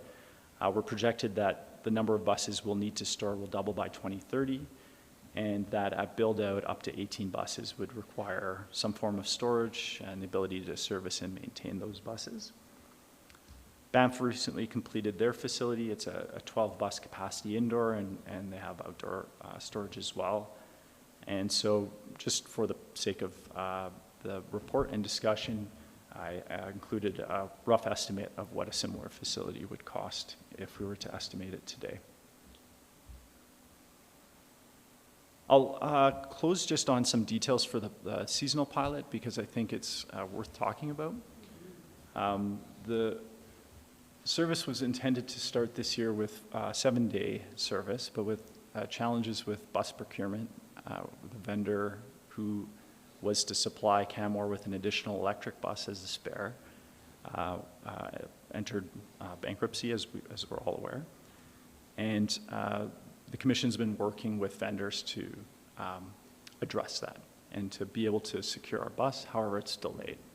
So we've worked with the province on options and alternatives, and in light of the pressures that are being faced commission-wide on bus availability, because this affects more than just Canmore, we've agreed with the province to initiate a 3-day-a-week service, Friday through Sunday, which targets the busiest days that we would see up through the town center and up from a tourist perspective to Quarry Lake and Grassy Lakes. We would also provide service on holidays. There's also a rehab happening on Palliser Trail this year, and we're still in the process of developing out the bus stops that would serve this on the larger route. So the Commission has proposed that we modify the route for this season to provide a more concentrated service that focuses on our visitor destinations, going through Spring Creek and continuing to serve the Bow Valley Trail south and central. And that for the pilot, this provides us an opportunity to get our overall headway down from 80 minutes to approaching that 60-minute target, perhaps 65 minutes. And really allow us something focused that we can promote for those 3 days a week. Doesn't necessarily serve well as a broader community service at 3 days, but I think it'll function really well as a tourist or visitor targeted service that we can provide. Okay, with that, that concludes my overview of the service report, and I'm happy to take any questions or feedback. Next steps for us are there will be strategic planning happening at the Commission shortly. This planning work is an opportunity to feed that up into the larger Commission planning. And we will, of course, use this report to inform future updates to the Integrated Transportation Plan and discussions around budget and service in the future. Great, thank you very much, Mr. Sarte. Just a quick question on that pilot seasonal route. Do we have an estimated start date yet? Do you want to speak to that? We're expecting delivery of the bus that we're going to be using for this service. So I think we're looking at hopefully the May long weekend. Okay, Yeah. hopefully. Thank you, Mr. Nelson. All right, Councillor Faubert, you have a question. Yes, thank you, Worship. Thank you, Mr. Asarte. This document, it's called a service review, but when I read it, I'm seeing inside it strategies for achieving mode shift goals, new service levels, significant budget implications, recommendations for planning processes, plans for new facilities. And when I look at the Integrated Transportation Master Plan, Section 7.3 says that transit strategies are implemented by the Bow Valley Regional Transit Commission as approved by council and guided by separate strategic documents. So my question is, why is this here as information and not for council approval for planning purposes? At this point, the main goal of this report was to help illustrate for us how a transit service could be implemented. The recommendations in the report certainly are not direction to act on those recommendations or any suggestion that this is the plan that administration would bring forward to council for approval. It's really to inform those strategic activities of the commission and to inform, to provide more information. Right now, we're operating a bit in the dark as to what the next steps are. We know that there are priorities around and targets around transit, but where would we even start with recommendations? And really that's what this document is about. It comes with a large caveat in the report that there are significant financial pressures for service across the organization and other important capital needs. So the ability to implement would have to be reviewed at budget time each year, each cycle. So it's provided strict, not for approval because we're not in a position to approve recommendations of a report of this nature. Rather, it's to inform future recommendations that come forward as part of budget process and to help inform the commission around how they should be thinking about what the future could look like and for them to be able to plan for future asks from the municipality. Okay, so if I understand you, this isn't the plan. This is a review of what we currently do with recommendations on how we can change what we do now to achieve goals. The use of that information will be to come up with the plan. That's a great way to put it and clarification. I would see the integrated transportation plan being where we would look to update and capture our ultimate plan based on a wider view of beyond transit. Yeah, because the ITP talked about separate strategic documents for transit. So it feels like when we go back to that document, we have now this resource to say we can put some more meat on the bones of our transit plan in the ITP. That's right. Okay. Dr. Cottle? Just to clarify, Mr. Asarte, I believe your plan is to look to include an updated ITP in the 2025 budget? Correct. Okay. Okay, awesome. I have more questions, but that's where I wanted to start. Thank you. Okay, Councillor Ma. Thank you, Your Worship. Thank you for the presentation, Andy. This is kind of a question maybe that perhaps the public was curious about. I'm looking at the report. There's some significant infrastructure, stuff like $10, $12 million bus barn, new terminal downtown, factored into the downtown ARP, new terminal in Three Sisters. Can any of those expenses be captured on the current framework of the offsite levies with the MGA?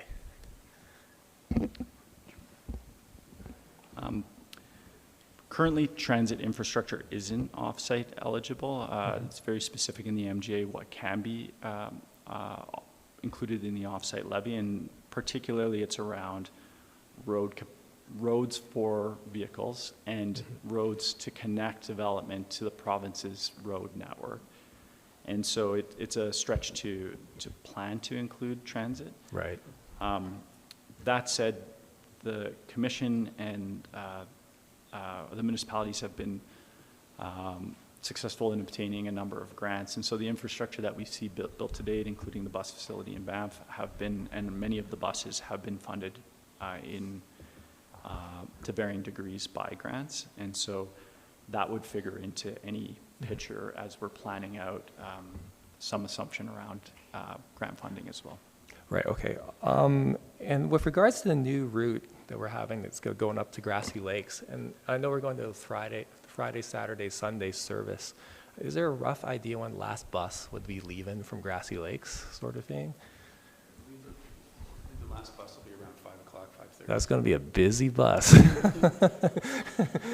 Don't miss that bus. And then the last question I had is, this is a great report, but I think one of the interesting things is when I talk to my friends at the Bighorn, they're hoping, many of them to get in on the transit piece. And then we were talking about the Stewart Creek line. I guess if there is a shift with how the MD of Bighorn wants to participate with Rome Transit, I'm assuming there's optimizations for new routes. Would that be true? This is a flexible document that can be adapted to the realities of how things develop out.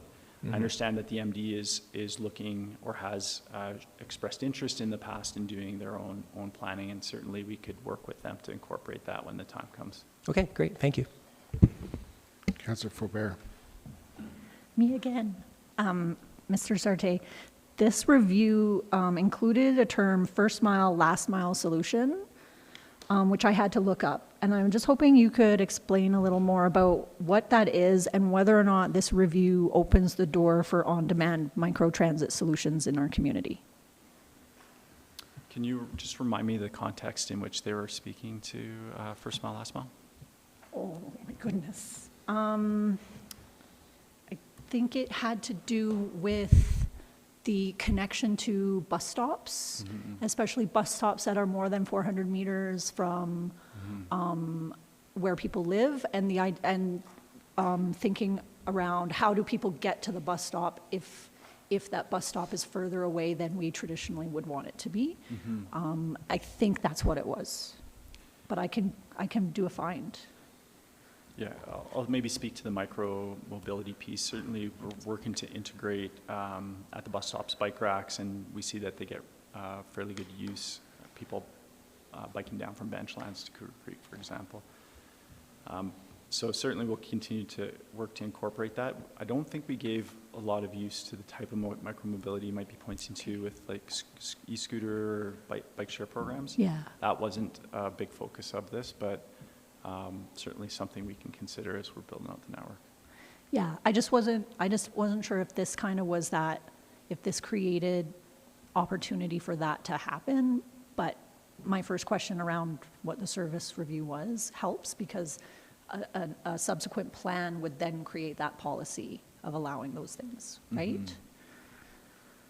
Because we don't have e-bike sharing operations like the big cities. We don't have e-scooters. We have in the past had like what are the stand-up ones? Segway. We had a Segway tour once. Make it a request to be located here, and I know Cochrane has e-scooters, and I'm just kind of wondering how that type of use fits into transit in our community. We've given it a lot of thought with respect to how micromobility fits in the pedestrian and cycle network. Yeah.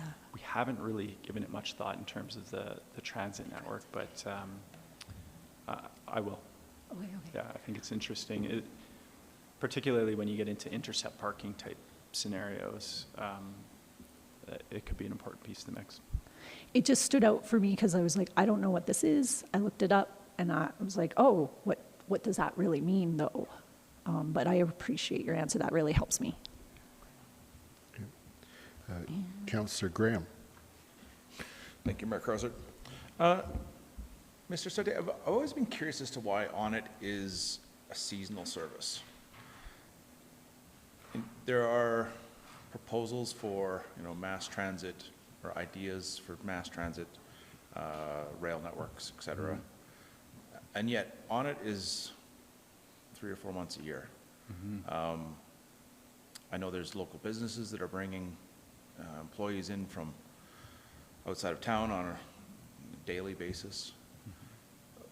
Why isn't it that sort of service year-round, daily, year-round? There's been a lot of discussion, at least at the administrative level of the commission, on how best to provide that service. And I think within the dollars that have been allocated, the provider, Southland, and the commission have done a really great job of stretching dollars. And each year we see an increase in service. We've added Fridays and extended service, more buses. So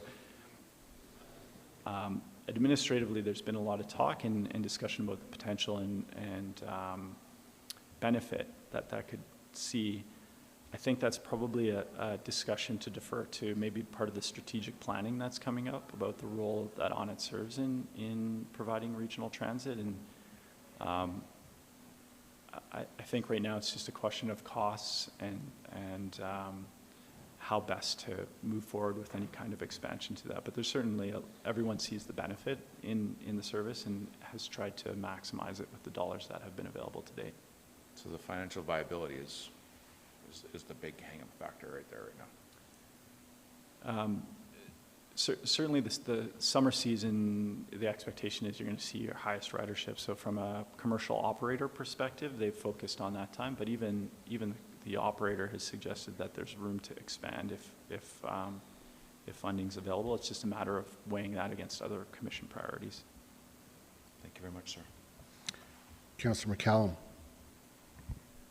Thank you, Your Worship. And thank you for your presentation, Mr. Asarte. This document's been a while coming, and I'm happy to see it, and I'm happy to see what the future of transit could look like in Canmore. That's really exciting.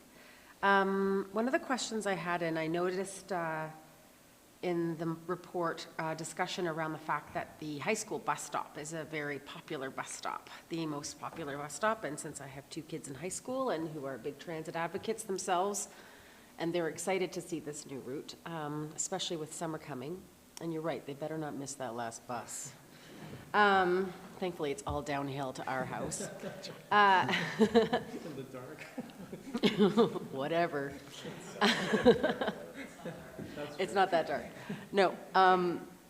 My question is there ever been any, was there any work done or any conversations had with perhaps CRPS in terms of integrating our transit with their busing system?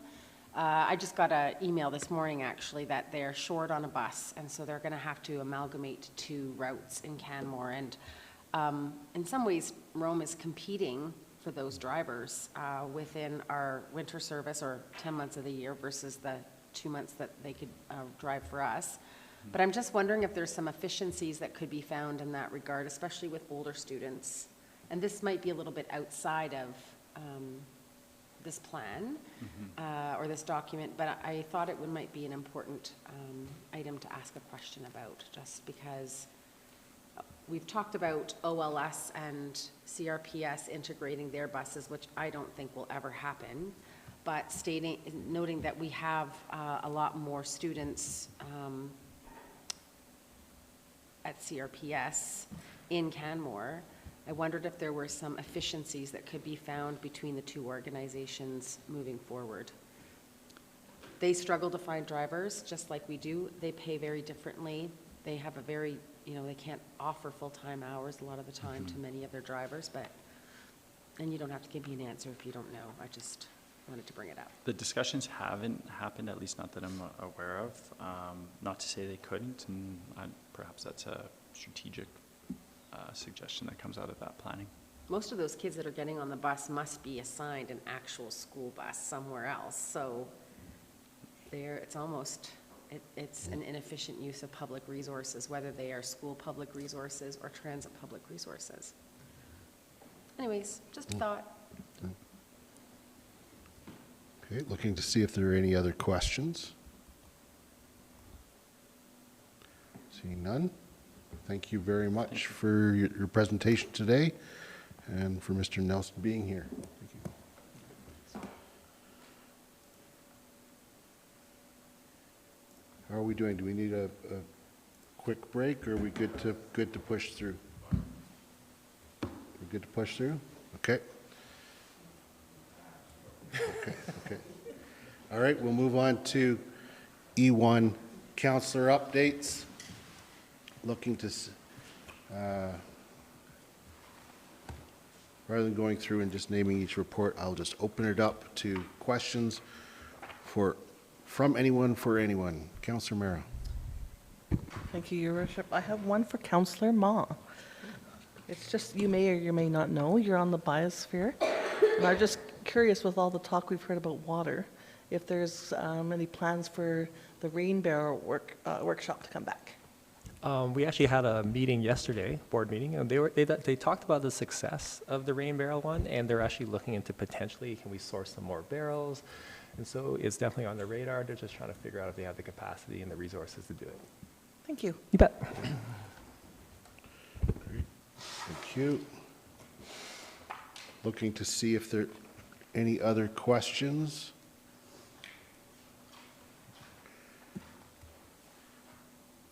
Going once, Sir Graham. Councillor McCallum, I'm just wondering how your ride to Edmonton with Councillor Graham was. Like those photos? I got some compliments from the ADC about that, so.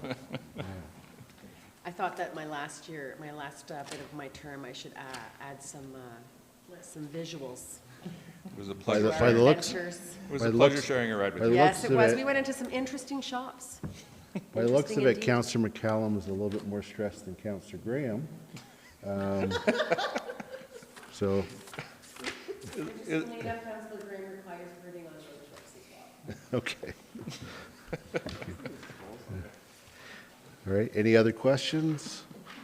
Okay, then moving on to administrative updates. And I'll just go section by section here. Anything under section A, corporate strategic team?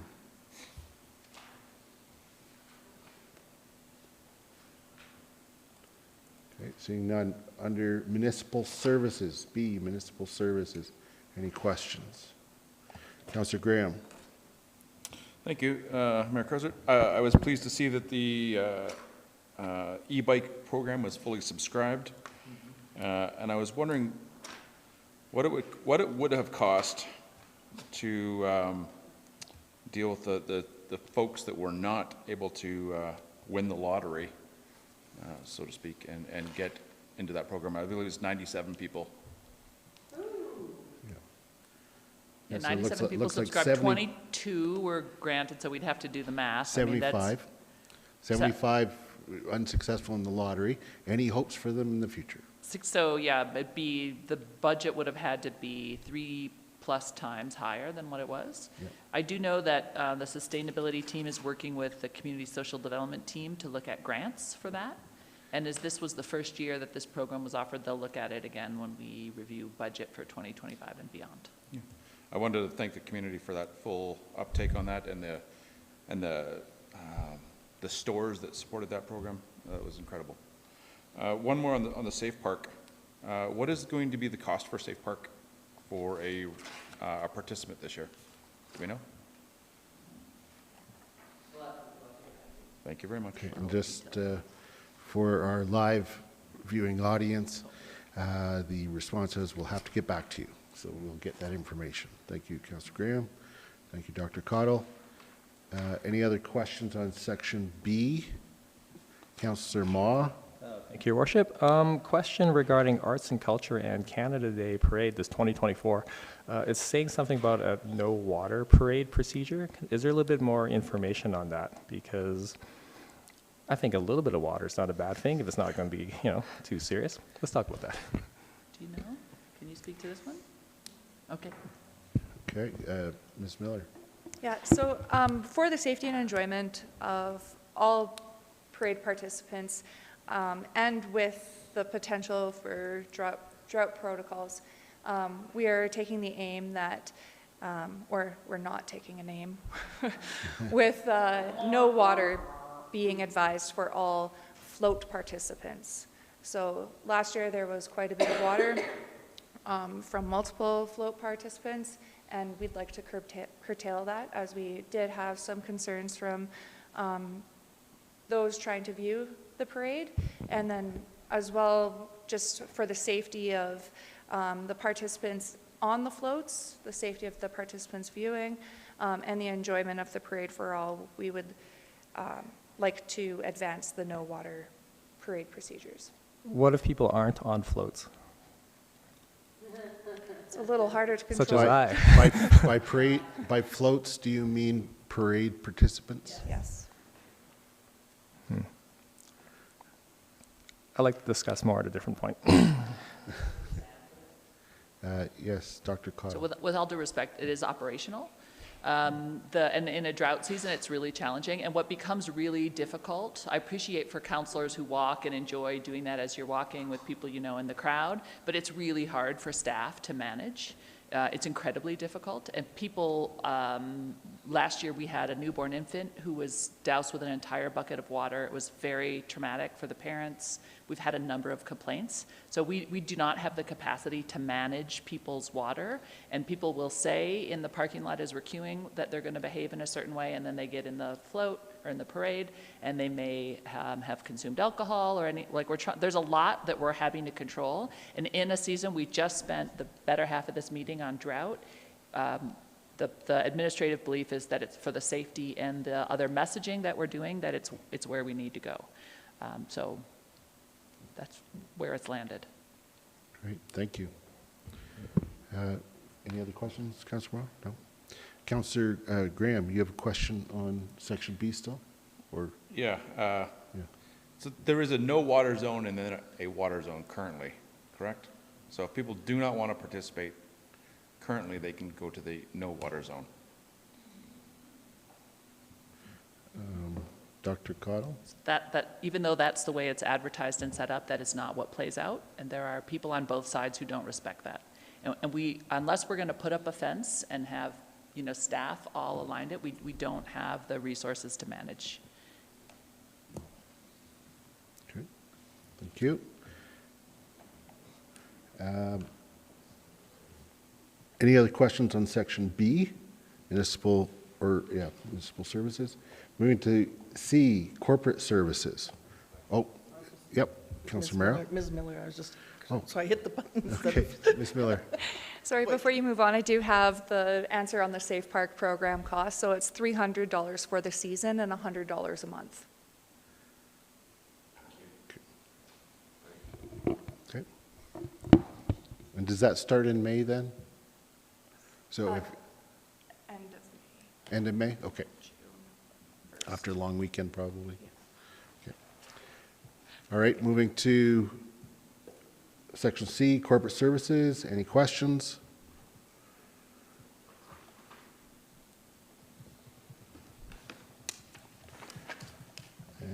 See none.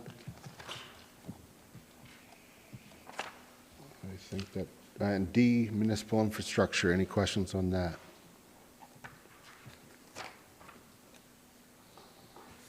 Councillor Graham? Did we collect any numbers on the usage of the West Bow River Pathway since it's been upgraded? Just from observation, I know that there's a camera on the trail. Yeah, I think I saw that the other day too. So maybe. So I would assume so, yes. Okay. Thank you, Mr. Hattis. Any other questions whatsoever on the administrative updates?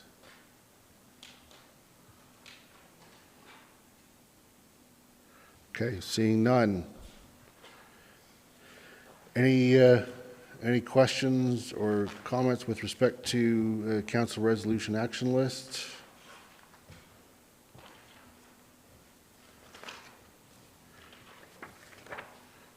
And then we just have the correspondence. And so we're at the end of our agenda, so I will move that we adjourn. Oh, Councillor Graham, you had a question somewhere? I just wanted to state my disappointment in Minister Lowen's decision to not appoint MLA Emaligi, who is a certified biologist to the Wildlife Coexistence Roundtable. I was very disappointed in that decision. Thank you. Okay. Thank you. I will now move that we adjourn. All in favor? Carried unanimously. Thank you, everyone.